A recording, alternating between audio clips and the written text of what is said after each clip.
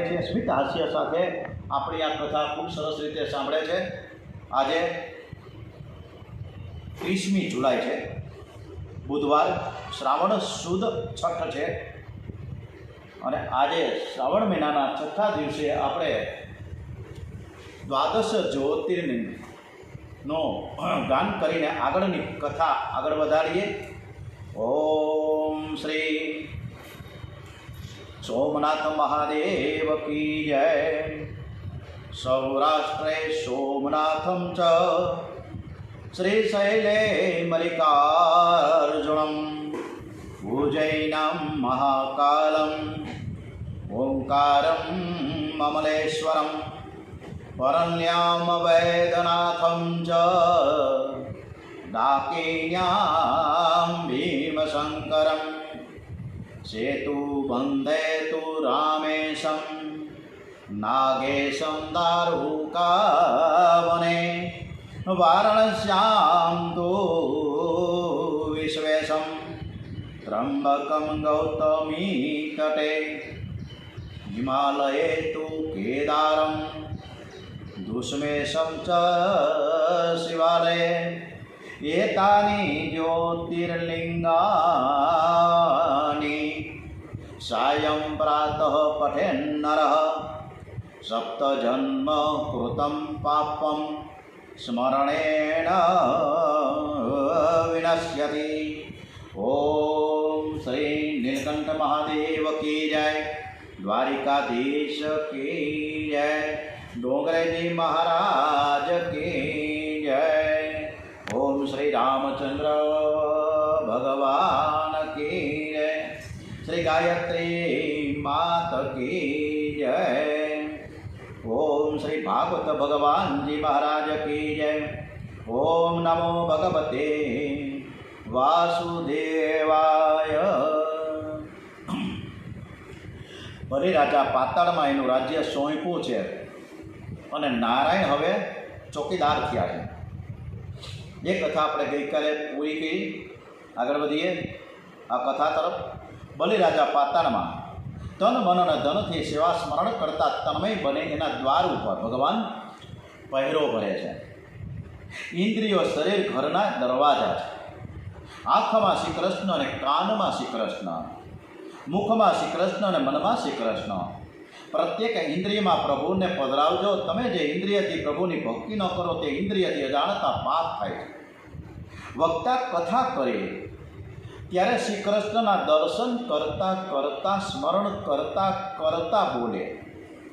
શ્રોતાઓ કથા સાંભળે ત્યારે ભગવાનમાં નજર રાખીને, ભગવાનમાં કાન રાખીને, ભગવાનમાં મન રાખીને કથા શ્રવણ કરે. બલિ મહારાજે એક એક દ્વારમાં ચતુર્ભુજ નારાયણના દર્શન કરે છે.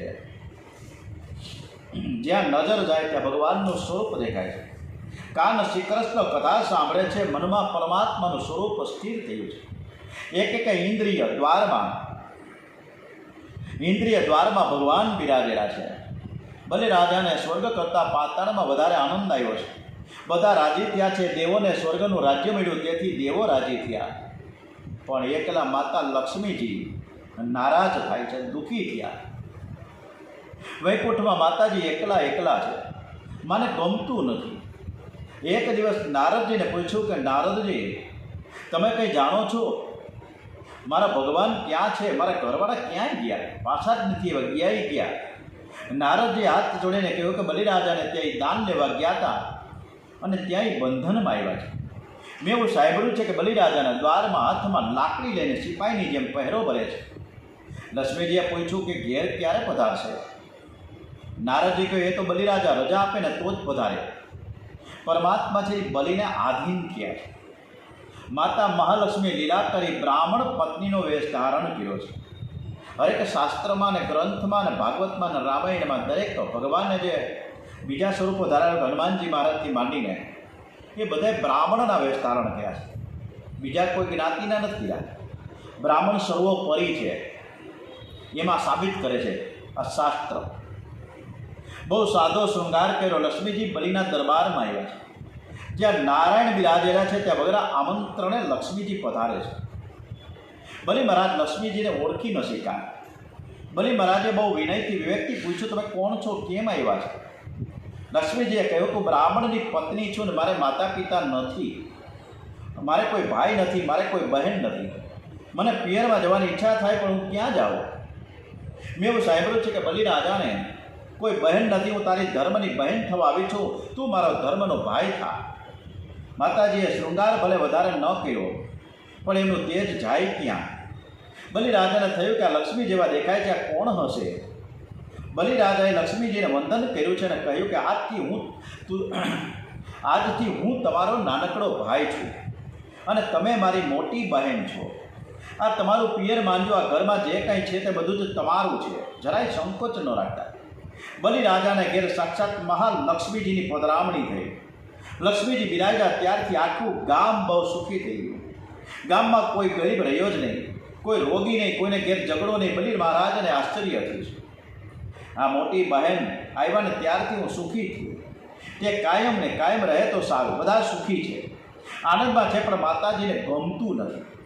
માલિક હાથમાં લાકડી લઈને સિપાહીની જેમ ઊભા છે, એ જોઈ શકતા નથી મને. માતાજી વિચાર કરે કે બંધનમાં આવ્યા છે, એવો કોઈ અવસર આવે ને ત્યારે હું એને બંધનમાંથી છોડાવું. શ્રાવણ મહિનાની પૂર્ણિમા હમણાં જ 9મી ઓગસ્ટના રોજ આવે છે અને શનિવાર છે. શ્રાવણ મહિનાનો સુદ મહિનો, શ્રાવણ મહિનાનો સુદનો છેલ્લો દિવસ, જ્યારે પૂર્ણિમા, રક્ષાબંધન. અને એ પૂર્ણિમાને દિવસે પૂર્ણિમા આવી ગઈ 9મી તારીખે, 9મી ઓગસ્ટ. લક્ષ્મીજીએ બલિરાજાને કહ્યું કે ભાઈ આજે રક્ષાબંધન છે, તારે માટે હું સરસ મજાની રાખડી લઈ આવી છું. બલિ બહુ ભાગ્યશાળી છે, જગત માતા મહાલક્ષ્મી એના હાથ ઉપર રાખડી માંગે છે. બલિરાજાને આનંદ થયો, હવે તો મને કાણીની પણ બીક નથી, હું નિર્ભય થયું. બલિએ લક્ષ્મીજીના ચરણમાં વારંવાર વંદન કરીને કહ્યું કે મોટી બેન, તમે આવ્યા ને ત્યારથી આખું ગામ સુખી થયું છે. આજે તમે મને રાખડી બાંધી છે, મારો ધર્મ છે કે મારે તમને કંઈક આપવું જોઈએ. તમારા ઘરમાં શું છે શું નથી એ તો મને ખબર ના હોય, પરંતુ મારી એક નાનકડી ઈચ્છા એવી છે કે તમારા ઘરમાં કોઈ પણ એવી વસ્તુ ન હોય, કોઈ પણ એવો દાગીનો ન હોય, અને એ દાગીનો તમે મારી પાસેથી માંગી લ્યો, એવી વસ્તુ તમે મારી પાસેથી માંગી લ્યો, અને આજે તમે જે કંઈ માંગશો એ મારે આપવું જ જોઈએ. લક્ષ્મીજી કહો મારા ઘરમાં બધું જ છે, પણ એકની ખામી છે. બલિરાજાએ કહ્યું જે નથી એ તમે માંગી લ્યો ને, હું તો તમને કહું જ છું, આજે મારે આપવું જ છે. બેન રાખડી બાંધે ત્યારે ખાલી હાથે જાય નહીં. લક્ષ્મીજીએ કહ્યું ભાઈ તારા દ્વારે જે પહેરો ભરે છે ને એમને હવે તું કાયમની રજા આપી દે. બલિરાજાએ પૂછ્યું કે મોટી બેન મારા દ્વારે જે પહેરો ભરે છે એ કંઈ તમારા સગા થાય છે ખરા? ચતુર્ભુજ રૂપે પ્રત્યક્ષ લક્ષ્મી નારાયણ પ્રગટ થયા છે. શ્રી લક્ષ્મી નારાયણના દર્શન કરતાં બલિરાજાને અતિ આનંદ થયો. એમણે લક્ષ્મી નારાયણની પૂજા કરી છે. બલિના બંધનમાંથી પરમાત્માને છોડાવી લક્ષ્મીજી વૈકુંઠ ધામમાં પહોંચ્યા. દેવ પિતૃ મનુષ્યોના અનુષ્ઠિત કર્મો વિશે ભાવથી ગાય તેના સૌ ફળે કર્મો બુધો વધે. પરમ પવિત્ર વામચરિત્રની કથા વક્તા અને શ્રોતાના પાપને બાળનારી છે. પિતૃતિથિ હોય એ દિવસે વામન ચરિત્રની કથા સાંભળો તો આપણા પિતૃઓને સદગતિ મળે. 23મા અધ્યાયમાં વામન ચરિત્રની સમાપ્તિ કરી છે. 24મો અધ્યાય અષ્ટમ સ્કંદનો છેલ્લો અધ્યાય છે. આ અધ્યાયમાં મસ્તર નારાયણની કથા કરી છે. દક્ષિણ ભારતમાં કૃતમાલા નદીના કિનારે સત્યવ્રત મનુ ધ્યાન કરે છે. માનવ સત્કર્મ કરે તો હાથમાં લક્ષ્મી તો આવે જ છે, અને લક્ષ્મીપતિ પણ આવે. એક સત્કર્મ પૂરું થાય અને બીજું શરૂ કરો, બીજું પૂરું થાય તો ત્રીજું શરૂ કરો. સત્કર્મમાં સંતોષ ક્યારેય ન માનો, લોભ રાખજો. જે સત્ય સાથે સ્નેહ કરે છે એ આખો દિવસ સત્કર્મ કરે ને તેના હાથમાં ભગવાન આવે છે. સત્યવ્રત મનુ મહારાજના હાથમાં મસ્તર નારાયણ પધાર્યા છે. મનુ મહારાજને મસ્તર સંહિતાનો ઉપદેશ કર્યો. પ્રલયકાળમાં સર્વનો વિનાશ થયો, પણ મનુ મહારાજનો વિનાશ ન થયો. સત્ય સાથે સ્નેહ કરનાર અમર બને છે, એને કાળ પણ મારી ન શકે. સંક્ષેપમાં મસ્તર નારાયણની કથા થોડી સંભળાવી અષ્ટમ સ્કંદ પરિપૂર્ણ થાય છે. ઓમ ઇતિ અષ્ટમ સ્કંદ સમાપ્તમ. હરિ ઓમ દત્સત જય ગુરુદત્ત. ઓમ નમો ભગવતે વાસુદેવાય. શ્રીમન્નારાયણ નારાયણ નારાયણ શ્રીમન્નારાયણ નારાયણ નારાયણ. ઓમ નમઃ શિવાય. ઓમ નમઃ શિવાય. હરિ ઓમ તત્સત. નમઃ શિવાય. હરિ ઓમ તત્સત. નમઃ શિવાય. આપણે 9મા સ્કંદમાં પ્રવેશ કરી રહ્યા છીએ. શ્રીમદ ભાગવત રસામૃત ભાગવત ભગવાનજીના નમસ્કાર સાથે પૂજ્ય ડોંગરીજી મહારાજ સુખદેવજી મહારાજના ચરણોમાં વંદન સાથે करारविन्देन पदारविन्दं मुखारविन्दे विन्वेषयन्तं वटस्य पत्रस्य पुटेशयान्नं बालं मुकुन्दं मनसा स्मरामि. श्री कृष्ण गोविंद हरे मुरारे. हे नाथ नारायण वासुदेव. जिह्वे पिबस्वामृतमेत देव.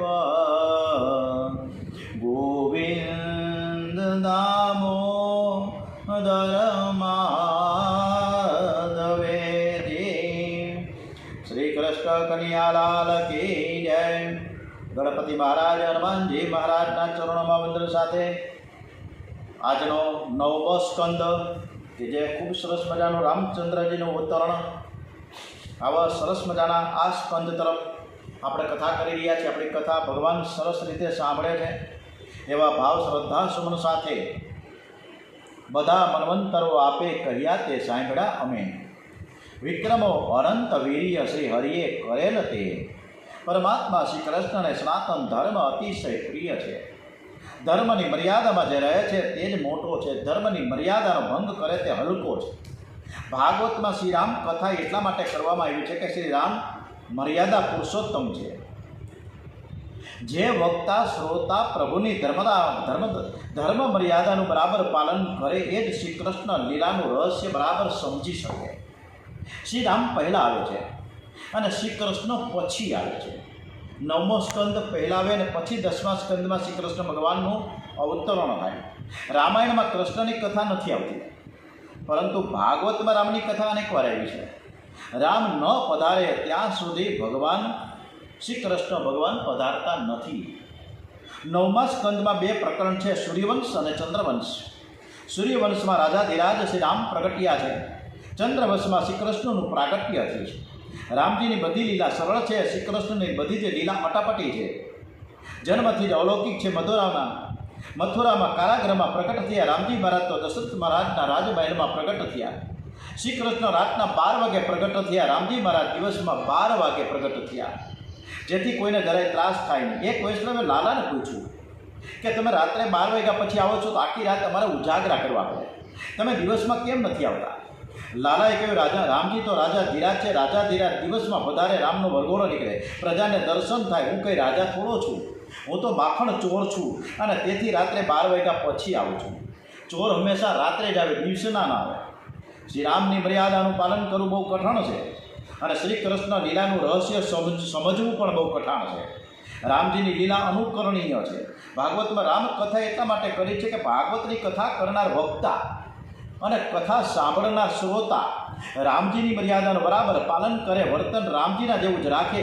શ્રી કૃષ્ણ ભગવાનની ભક્તિ કરનારનું જીવન રામજીના જેવું હોવું જોઈએ. શ્રી કૃષ્ણની બધી જ લીલા અનુકરણીય નથી. કેટલીક લીલાઓ અનુકરણીય છે, કેટલીક લીલાઓ ચિંતનીય છે. શ્રી કૃષ્ણ કરે ને એ કરવાનું નથી, એ કહે તે કરવાનું છે.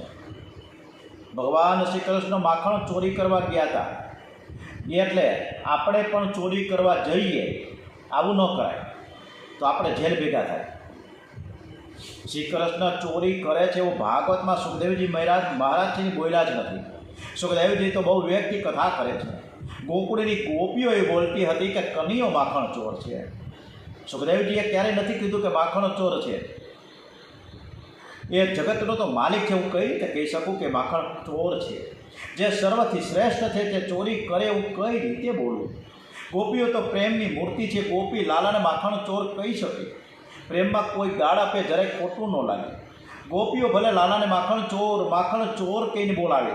આપણા જેવો સાધારણ માનવ લાલાને ચોર કહે તે લાલાને ગમે નહીં. કન્યો તો તરત જવાબ આપશે, હું ચોર નથી, તું ચોર અને તારો બાપ ચોર. બધું કેવી રીતે તે ભેગું કર્યું બધું જાણું છું.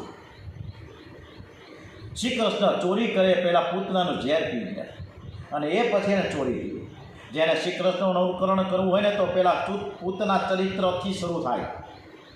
તો ડોંગરેજી મહારાજ કહે છે અમને જરાય વાંધો જ નથી. શ્રી કૃષ્ણ લીલાનો આરંભ પૂતના ચરિત્રથી થયો. ઝેર પી ગયા. શ્રી કૃષ્ણ દેવ નથી, સર્વદેવોના દેવ પરમાત્મા છે. શ્રી રામ છે સનાતન ધર્મની મૂર્તિ છે. શ્રી રામ છે ને એ મર્યાદા અવતાર છે અને શ્રી કૃષ્ણ પ્રેમ અવતાર છે. ભગવાન શંકરજી કરુણા અવતાર છે. કર્પૂર ગૌરમ કરુણાવતારમ સંસાર સારમ ભરગેન્દ્રહારમ. શિવજી કરુણાનું સ્વરૂપ છે. શ્રી કૃષ્ણ પ્રેમ સ્વરૂપ છે અને શ્રી રામજી મર્યાદા છે. ભાગવતની કથા કરનાર વક્તા અને કથા સાંભળનાર શ્રોતા શ્રી રામની મર્યાદામાં રહે, રામની મર્યાદાનું બરાબર પાલન કરે તો મન શુદ્ધ થાય. તો જ રાસનું રહસ્ય બરાબર સમજી શકે. શ્રી કૃષ્ણની રાસ લીલા અતિ દિવ્ય છે, મધુરી છે, નિષ્કામ છે. રામચંદ્રજીની મર્યાદાનું પાલન કરે એ જ શ્રી રામ કૃષ્ણ કન્યાનું રાસ લીલાનું રહસ્ય સમજી શકે. બાકી કોઈ સમજી ન શકે. સૂર્યવંશમાં રામચંદ્રજી પ્રગટ થયા છે. રાજાએ પ્રશ્ન કર્યો કે મહારાજ, આ સૂર્યવંશની કથા સાંભળવાની મને બહુ જ ઈચ્છા છે. સુખદેવજી મહારાજે વર્ણન કરે છે કે રાજન, આ વંશની કથા અનેક દિવસ હું કરું ને તો પણ એનો અંત ન આવે. સમય અનુસાર સંક્ષેપમાં હું તને કથા સંભળાવીશ. આદિનારાયણ પરમાત્માની ટૂંટીમાંથી કમળ ઉત્પન્ન થયું. કમળમાંથી બ્રહ્માજી પ્રગટ થયા છે. બ્રહ્માજીને પુત્ર મરીચ થયા. મરીચના પુત્ર કશ્યપ થયા. કશ્યપના પુત્ર વિવસ્વાન સૂર્ય થયા. સૂર્યને ઘેર વૈવસ્વત મનુ મહારાજનું પ્રાકટ્ય થયું. વૈવસ્વત મનુના વંશમાં ઈશ્વાકુ, નૃગ, શર્યાતિ, ધૃષ્ટ, ધૃષ્ટ, કરુ, કૃષદ્ર, નરિષ્યંત, નભગ અને કવિ એવા અનેક બાળકો થયા. એકના વંશનું વર્ણન થયું છે. મનુ મહારાજનો મોટો દીકરો છે ઈશ્વાકુ. એના વંશમાં શ્રી રઘુનાથજી પ્રગટ થવાના છે. મનુ મહારાજના બીજા પુત્ર રાજકુમાર પૃષદ્રના હાથે અજાણતા ગાયની હિંસા થઈ. એનો વંશ ન વધ્યો. મનુ મહારાજનો પુત્ર નભાગ થયો, નભગ થયો અને એના ઘેર થયો નાભાગો. એનો જન્મ થયો. નાભાગને ત્યાં ભક્તરાજ અંબરીશ મહારાજે પ્રગટ થવાના છે. નાભાગના મહાભક્ત અંબરીશ મહામતી ના કદી બ્રહ્મ સાપે એમને અડકે જ રહી. અંબરીશ રાજાની કથા સુખદેવજી બહુ પ્રેમથી કરી છે. સુખદેવજી મહારાજ સંન્યાસી મહાત્માઓનો આચાર્ય છે.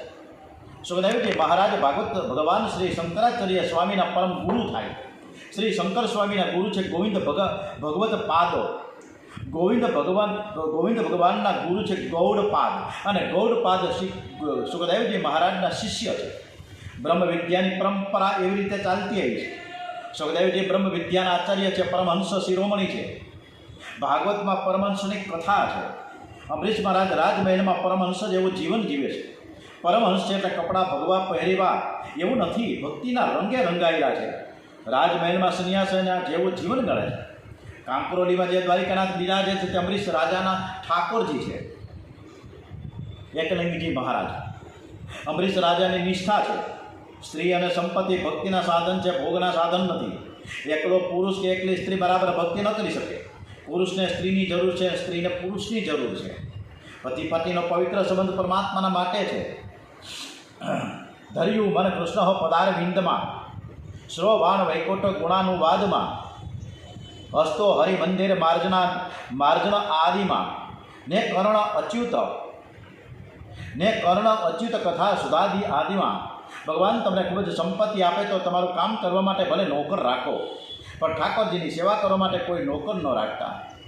ઠાકોરજીની સેવા તમે જાતે જ કરો. અનન્ય ભાવે અંબરીશ મહારાજ દ્વારિકાનાથની સેવા પૂજા કરે છે. કેટલાક લોકો એવું સમજે છે કે આ બધું મેં કમાયું છે, હું વધારે સુખ કેમ ના ભોગવું. તમને ભગવાન જે આપે છે તે તમારા માટે થોડા આપે છે. જેને ભગવાન વધારે આપે છે તેની પાસેથી ભગવાનની ઈચ્છા રાખે છે કે મારા બાળકોની આ સેવા કરે. સંપત્તિ ભોગ માટે નથી, ભક્તિ કરવા માટે છે. ગ્રંથોમાં વર્ણન છે કે અમરીશ રાજાના ઠાકોરજી 52 મણ મરી આરોગતા હતા. 52 મણ મરી આરોગે તો સામગ્રી કેટલા મણ થતી હશે. રાજા સુંદર સુંદર સામગ્રી બનાવે, દ્વારિકાનાથને આરોગાવે અને પ્રભુનો પ્રસાદ ગરીબોને, પવિત્ર બ્રાહ્મણોને, સાધુઓને આપે. ભગવાન ગરીબના મુક્તિ આરોગે છે. અમરીશ રાજા સંપત્તિનો સદુપયોગ કરે છે. અમરીશ મહારાજ નિર્જળા એકાદશીનું વ્રત કરે છે. તમે એકાદશી ભલે નિર્જળા ન કરો, એકાદશી દૂધ ઉપર કરો, પણ ફળ ઉપર કરો, પણ બીજું કંઈ જમવાનું નહીં. એકાદશીના દિવસે બહુ ભૂખ લાગે તો 2-3 વાર દૂધ પીઓ. દૂધ અને ફળ ઉપર એકાદશી કરે તેને એકાદશીનું ફળ મળે છે. મોરૈયોને કઢી ખાય તેને કશું મળતું જ નથી. દાળ ભાત ખાય તેને તો પાપ જ લાગે. કેટલાક લોકો એકાદશી આવે એટલે એવું સમજે કે દિવાળી ફરીથી આવી. એકાદશી એ કંઈ દિવાળી થોડી છે. એકાદશીના દિવસે બરાબર સંયમ રાખીને ભક્તિ કરવાની છે. એકાદશીનું વ્રત 3 દિવસનું છે. દસમીને દિવસે, દસમને દિવસે, આગળ દસમનો દિવસ, એક વખત બપોરના સાદું સાત્વિક ભોજન કરે. એકાદશીનું વ્રત બરાબર કરે, રાત્રે જાગરણ કરે. દ્વાદશીના દિવસે 1 વાર ભોજન કરે. આ 3 દિવસનું તપ બરાબર કરે તો આ વ્રતમાં એવી શક્તિ છે કે તેનું પુણ્ય તમને 11-12 દિવસ પાપ કરતાં અટકાવશે. એકાદશી સમાન કોઈ શ્રેષ્ઠ વ્રત નથી. 12 માસની એકાદશી કરો. જેને એકાદશીનું વ્રત કરવું ન હોય તો ભાગવતની કથા સાંભળવા જાય નહીં. આ ડોગરેજી મહારાજ કહે છે, મારા શબ્દો નથી આ, કે જેને એકાદશીનું વ્રત ન કરવું હોય તો ભાગવતની કથા સાંભળવી નહીં. કારણ કથામાં સાંભળ્યા પછી પણ એ એકાદશીનું વ્રત ન કરે તો તેને બહુ માર પડશે અને બહુ સજા થશે. આપણા શાસ્ત્રોમાં તો ત્યાં સુધી લખ્યું છે કે એકાદશીના દિવસે અન્નદાન એ પણ મહાન પાપ છે. એકાદશીના દિવસે આપણે સીધો ઘણીવાર આપીએ છીએ ને, સીધો નહીં આપવાનો. એકાદશીના દિવસે અન્ન આપવું નહીં. અન્ન ખાનારને અને ખવડાવનારને બંનેને પાપ લાગે છે. અન્નમાં સર્વ પ્રકારના પાપ આવીને વસે છે. વ્યભિચારનું પાપ, બ્રહ્મ હત્યાનું પાપ, ચોરીનું પાપ એકાદશીના દિવસે અન્નમાં આવે છે. જે ખાય અને ખવડાવે એને માથે આ પાપ જાય છે. એકાદશીના દિવસે તમારા ઘેર મહેમાન આવે અને તે મહેમાનને એમ કહેજો કે હું 11 કરતો નથી, તો મહેમાનને હાથ જોડીને જય શ્રી કૃષ્ણ કહેજો કે મારે ઘેર આવ્યા છો તો તમારે 11 તો કરવી જ પડશે. અને કદાચ એને ખોટું લાગે તો ભલે લાગે, ફરીથી એ મહેમાન 11ના દિવસે તો નહીં આવે ને. એ કેટલાક લોકો ચાતુર્માસની એકાદશી કરે છે પણ એમની દાનત બગડે છે. ડાહપણની વાતો કરે છે. અમે 4 મહિનાની 11 કરીએ છીએ. અરે 4 મહિનાની કરો છો તો ભગવાન ઉપર શું ઉપકાર કરો છો? 12 માસની એકાદશી કરો. પંચજ્ઞાનેન્દ્રિય, પંચકર્મેન્દ્રિય અને 11મું મન, આ 11 ઇન્દ્રિયથી આખો દિવસ ભક્તિ કરો. એકાદશીને દિવસે બને તો પ્રવૃત્તિ છોડો, થોડી પ્રવૃત્તિ કરો. એકાદશીને રાત્રે હરે કૃષ્ણ કૃષ્ણ કૃષ્ણ હરે હરે, હરે રામ રામ રામ હરે હરે. પ્રભુના નામનો જપ કરતાં કરતાં વધારે નહીં તો 1-2 કલાક જાગરણ કરો. તમે પંઢરપુરમાં ગયા છો, પંઢરપુરમાં વિઠ્ઠલનાથજી મહારાજ એકાદશીને રાત્રે જાગરણ કરે છે. ઠાકોરજીના શયન થતા જ નથી. તો કારણ મહારાજ એકનાથ મહારાજ શ્રી વિઠ્ઠલનાથજીની સન્મુખ ઊભા થઈને આખી રાત કથા કરે અને ઠાકોરજી સાંભળે. ભગવાનને એવી ટેવ પડે છે કે એકાદશીની આખી રાત જાગે. રાત્રે ભગવાનના નામનો જપ કરતાં કરતાં જાગરણ કરો, તમારા પાપ બળશે. ભગવાન તમારા પર ખૂબ જ કૃપા કરશે. અમરીશ રાજા નિર્જળા એકાદશી કરે છે. ઠાકોરજી મહારાજ તેથી અમરીશ રાજાની કથા પ્રેમથી કરે છે. કોઈ ગરીબ માણસ નિર્જળા એકાદશી કરે તો એમાં વિશેષ આશ્ચર્ય નથી, કારણ કે ગરીબ છે, ઘરમાં ખાવાનું નથી, બરાબર છે, પણ રાજમહેલમાં બધું જ છે. છતાં પણ રાજા અમરીશ એકાદશીનું વ્રત નિર્જળા કરે છે. સુખદેવજીને તેથી તે ગઈમાં છે બહુ જ, એટલે જે કથા કરે છે રાજાની. કાર્તક સુદ દ્વાદશીનો દિવસ છે. દ્વારિકાનાથની સન્મુખ સુંદર સુંદર સામગ્રી પધરાવી છે. ટેરો આવ્યો. અમરીશ મહારાજ દ્વારિકાનાથની ભાવના કરતાં કરતાં ખૂબ સરસ મજાનું ભગવાનને આરોગાવે છે. આંખ બંધ છે અને ખૂબ મહારાજને વિનવે છે. નમઃ શિવાય, ઓમ નમઃ શિવાય, હરે હરે બોલે નમઃ શિવાય, નમઃ શિવાય, ઓમ નમઃ શિવાય, હરે હરે બોલે નમઃ શિવાય. શ્રી રામ જય રામ શ્રી રામ જય રામ ઓમ નમો ભગવતે વાસુદેવાય ઓમ નમો ભગવતે વાસુદેવાય. આંખ બંધ કરીને ભગવાનનું સ્મરણ ચાલુ છે અને એ જ સમયે ઋષિ દુર્વાસા ત્યાં આવ્યા છે. અમરીશ રાજાએ સ્વાગત કર્યું કે મહારાજ આપે બહુ જ કૃપા કરી છે, ભોગની હવે તૈયારી થઈ ગઈ છે, પ્રસાદની પારણા કરો. દુર્વાસા ઋષિએ કહ્યું કે મારી મધ્યાહન સંધ્યા કર્યા વિના હું કંઈ ખાતો નથી. અમરીશ રાજાએ કહ્યું કે મહારાજ મારો એ નિયમ છે કે ત્રયોદશી ભાગના પહેલાં, ત્રયોદશી લાગતા પહેલાં દ્વાદશીમાં પારણા કરવાની. આપ સંધ્યા કરીને જલ્દીથી પધારજો. દુર્વાસા ઋષિએ આમંત્રણનો સ્વીકાર કર્યો છે. શ્રી યમુનાજીમાં સ્નાન કરી મધ્યાહન સંધ્યા કરવા બેઠા. સંધ્યામાં ગાયત્રીનો જપ કરતા કરતા તન્મય થયા છે. ઓમ ભૂર્ભુવઃ સ્વાહા તત્સવિતુર્વરેણ્યં ભર્ગો દેવસ્ય ધીમહિ ધિયો યો નઃ પ્રચોદયાત. ઓમ ભૂર્ભુવઃ સ્વાહા તત્સવિતુર્વરેણ્યં ભર્ગો દેવસ્ય ધીમહિ ધિયો યો નઃ પ્રચોદયાત. ગાયત્રી માનો જપ કરતા કરતા તન્મય થયા. સમયનું ભાન ન રહ્યું. ઋષિએ કંઈ જાણીને વિલંબ નહોતો કર્યો. અમરીશ મહારાજ ગભરાયા. હવે દ્વાદશી પૂરી થાય છે. વ્રતના નિયમ પ્રમાણે 13 બેસતા પહેલાં મારે પારણા કરી લેવા જોઈએ. જો પારણા કરું તો બ્રાહ્મણ ઋષિનું અપમાન થાય છે, ન કરું તો વ્રતનો ભંગ થાય. કરવું શું? એક ભૂદેવે અમરીશ રાજાને કહ્યું કે ઠાકોરજીને અર્પણ કરીને થોડું જળ તમે પી જાઓ. નિર્જળા વ્રતના પારણા જળથી કરો. બ્રાહ્મણનું અપમાન થશે નહીં. અમરીશ રાજાએ જળથી પારણા કર્યા અને પછી શાંતિથી દુર્વાસાની રાહ જોતા બેઠા છે. દુર્વાસા ઋષિને માથે સૂર્યનારાયણ પધાર્યા. ભાન થયું કે બહુ મોડું થઈ ગયું છે. રાજા વ્રતનો મેં ભંગ કરાવ્યો હશે. સંધ્યાદિક નિત્ય કર્મ પરિપૂર્ણ કરીને દુર્વાસા ઋષિ વિચાર કરતા કરતા ચાલે છે.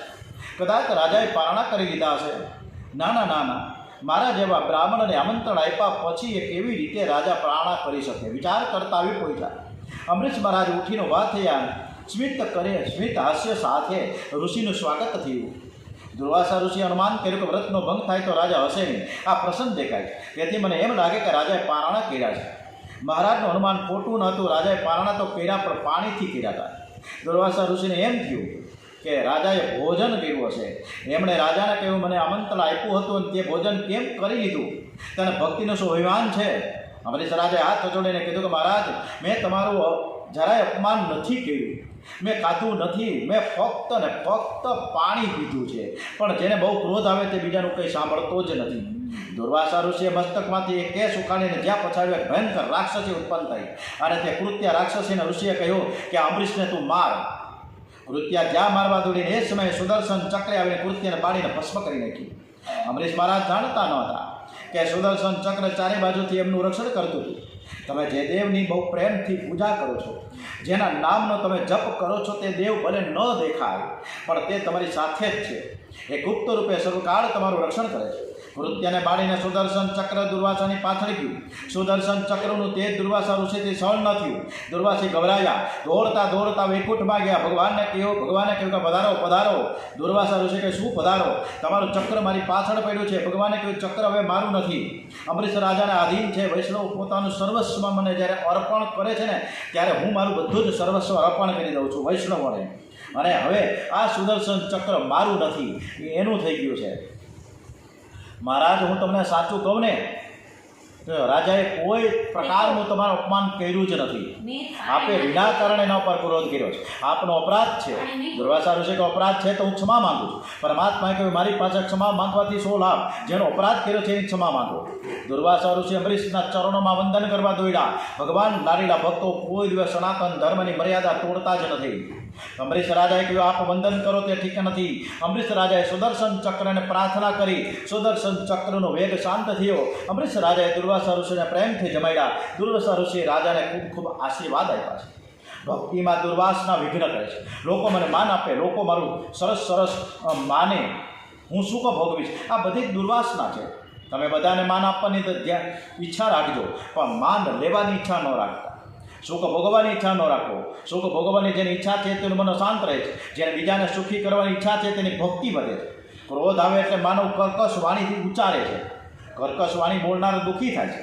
દુર્વાસા ઋષિ કર્કશ વાણી બોલ્યા છે એ જ દુઃખી થયા છે. અમરીશ રાજાને 3 પુત્રો હતા, વિરૂપ, કેતવાન અને શંભુ. અમરીશ રાજાના વંશમાં અનેક રાજાઓ થયા. પછી તો મનુ મહારાજના મોટા દીકરા ઈક્ષ્વાકુ વંશનું વર્ણન થયું છે, અને એ વર્ણન આપણે આવતીકાલે કરીશું. ઓમ શ્રી કૃષ્ણ કનૈયાલાલ કે જય. ઓમ નમો ભગવતે વાસુદેવાય. શ્રી ભાગવત ભગવાનજી મહારાજ કી જય. ઓમ નમો ભગવતે વાસુદેવાય.